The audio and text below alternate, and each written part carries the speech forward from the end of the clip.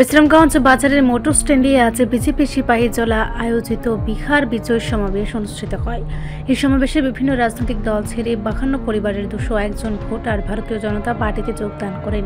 সমাবেশে উপস্থিত ছিলেন বিজেপি জনজাতি মোর্চার নেতৃত্ব রেবতী ত্রিপুরা। তিনি নতুন যোগদানকারীদের হাতে বিজেপির পতাকা তুলে দিয়ে দলে বরণ করে নেন। রেবতী ত্রিপুরা বলেন, আমাদের দলে যোগদান করে আপনারা রাজ্যের উন্নয়নের পথে এগিয়ে যাচ্ছেন। আমরা আপনাদের সাথে আছি, আপনাদের সুরক্ষা উন্নয়ন নিশ্চিত করব। দেখুন, এই কথা আমাদের নেতৃত্বরা আজকেও আমরা আলোচনা করেছি। এটা মানুষের যে প্রতিক্রিয়া, মানুষের যে কথাবার্তা এখন আমরা দেখছি। একটু আগে আমাদের যিনি যোগদান করলেন উনিও একই কথা বলেছেন, মাথাতে ছিলেন, কাজকর্ম নেই, প্রতিশ্রুতি বাস্তবায়ন হয়নি। গ্রেটার ত্রিপুরালেন যে কথা, আমাদের ত্রিপুরাসাদের জন্য আলাদা রাজ্য করা, এটা তো হয়নি। রাজ্য এবং কেন্দ্র যে টাকা আমরা পাঠাই তার হিসাব দিতে চায় না, তারা অডিট করায় না।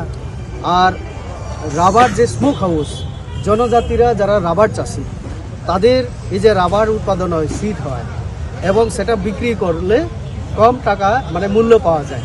আমরা তার জন্য রাজ্য সরকার মুখ্যমন্ত্রী রাবার মিশনে আমরা ঠিক করেছিলাম জনজাতি সহ যারা রাবার চাষি গরিব তাদের এলাকায় আমরা স্মোক হাউস করে দেব। আর এই স্কিমটা আমরা এডিসিকেও দিয়েছিলাম। প্রায় 50টা স্মোক হাউস, আমি যতটুকু জানি একটা 75 লক্ষ 70 থেকে 75 লক্ষের মধ্যে, তাহলে 37 বা 40 ক্রোড়সের কাছাকাছি এই টাকার হিসাব আজকে নেই।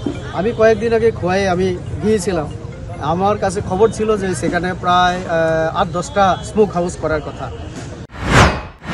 সমাবেশে উপস্থিত ছিলেন বিজেপির বিভিন্ন স্তরের নেতাকর্মী, যারা বিহারের দলের প্রভাব বৃদ্ধির আহ্বান জানান। এডিসি নির্বাচনের আগে এই যোগদান বিজেপিকে বাড়তি মাইলেজ দেবে বলে আশা করা হচ্ছে। রিপোর্ট সংবাদ প্রতীক্ষা।